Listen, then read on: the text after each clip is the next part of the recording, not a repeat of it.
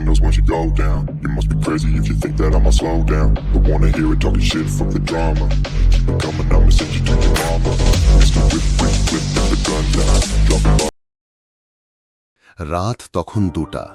ঢাকার একটি ছোট্ট ভাড়া বাসায় বসে অভি তখনও ঘুমায়নি। তার চোখে ঘুম নেই, মনেও নেই শান্তি। ছোট্ট একটি ডেস্ক ল্যাম্পের আলোয় জ্বলছে তার আশা আর হতাশার মিশ্র একটি গল্প। তার হাতের কাগজে লেখা, জীবনে আমি কি পারব। এই ছিল অভির জীবন, একটা প্রশ্নবোধক চিহ্নে ভরা। অভি জন্মেছিল বরিশালের এক গরিব পরিবারে। বাবা ছিলেন দিনমজুর, মা ঘরে সেলাইয়ের কাজ করতেন। ছেলেবেলা থেকেই অভির চোখে স্বপ্ন ছিল, কিন্তু পেটের ক্ষুধা সেই স্বপ্নকে অনেক সময় ধূসর করে দিত। যখন বন্ধুরা বই নিয়ে খেলত, তখন অভিকে গরুর খামারে কাজ করতে হতো।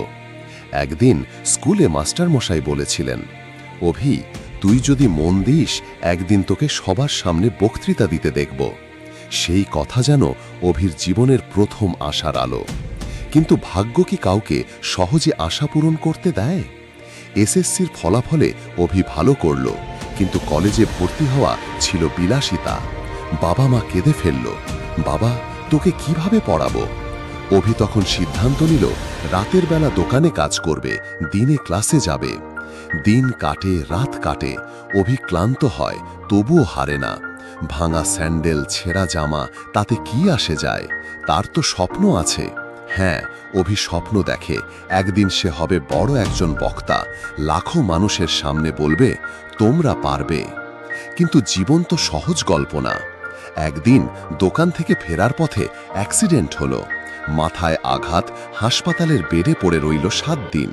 ডাক্তার বলল, অনেক দেরি হয়ে গেছে, হয়তো স্মৃতিশক্তিতে সমস্যা হতে পারে। অভির স্বপ্ন তখন কাঁদে, লুকিয়ে। কিন্তু একদিন হাসপাতালের বিছানায় অভি নিজের চোখে নিজের ছায়া দেখে। আমি কি সত্যিই হেরে যাব? না, অভি সিদ্ধান্ত নেয়, আবার শুরু করবে।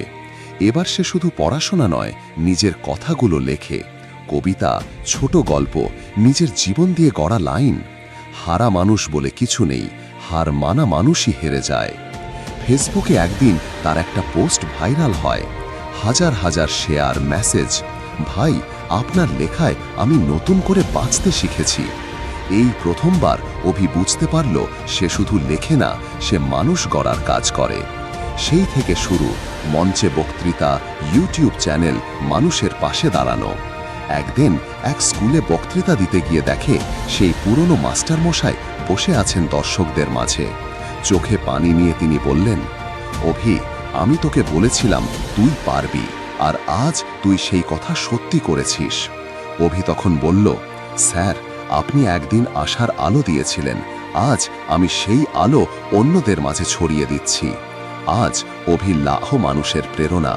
টিভি, পত্রিকা, অনলাইন, সর্বত্র অভির গল্প। কিন্তু সে কখনো ভুলে যায় না তার ছোট্ট ঘর, মায়ের কাঁধে রাখা হাত, বাবার ঘামে ভেজা মুখ। আমি বড় হয়েছি কারণ আমি হারিনি, আমি জিতেছি কারণ আমি লড়েছি, আর এখন আমার দায়িত্ব তোমাদের সেই লড়াই শিখিয়ে দেওয়া। এই গল্প তোমার, আমার, আমাদের। হয়তো তুমিও এখনো কষ্টে আছো, হয়তো তুমিও ভাবছ, আমি কি পারবো? এই গল্প শোনার পর শুধু একবার বলো, হ্যাঁ, আমি পারি, আমি লড়ব, আমি থামব না।